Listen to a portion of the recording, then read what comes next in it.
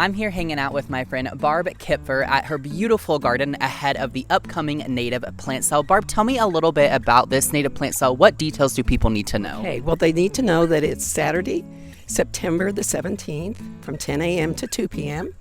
It's at the Valley Watermill. How often do these native plant sales happen? Well, for Missouri Prairie Foundation, they happen usually twice a year. But there are many other native plant sales going on at this time. Fall is a great time to add native plants to your garden. It gives them a head start. They can get their roots in deep. The weather is much milder, cooler days, still warm soil, and more rain. And so they get a head start. So we promote planting in the fall, but we promote planting in the spring as well. And anytime you have the least bit urge to add a native to your yard.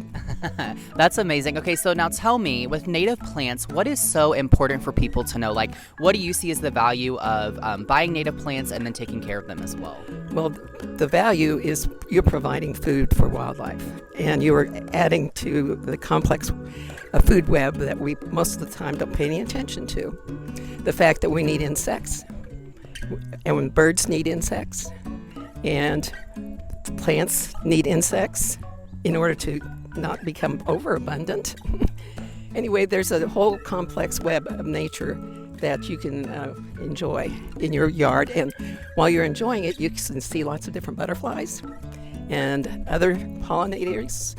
I see lots of hummingbirds and other birds, and I hear their calls, which I find very relaxing.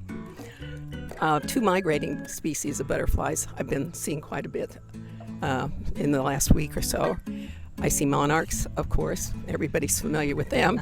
But there's also a yellow butterfly that is migrating right now, and it's called the cloudless sulfur. And it comes through here to get food. I planted spice bush shrubs in my yard because I wanted to attract spice bush swallowtail butterflies, because this is a host plant for their caterpillars. Spice bush swallowtail caterpillars can only eat either spice bush or sassafras in Missouri. Tell me a little bit, because there's so much obviously value in buying these plants and helping all these different creatures. So what has your personal journey been like with gardening and taking care of these specific plants? Well, I don't know how far back you want me to go. I have planted just all kinds of plants I've always enjoyed gardening, but I've had almost everything in my yard that's become an invasive plant that has been overplanted, including Bradford pear. And when our Bradford pear got damaged in a storm, I had it removed, and I replaced it with a serviceberry, a wonderful native shrub.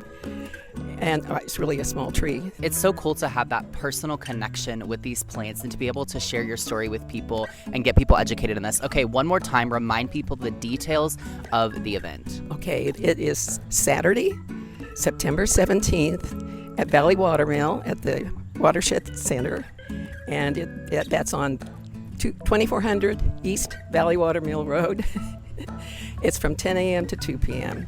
And the vendors will be Watershed Natives and Galina's Garden. Okay, perfect. Thank you so much, Barb. Go check out the native plant sale and buy local plants.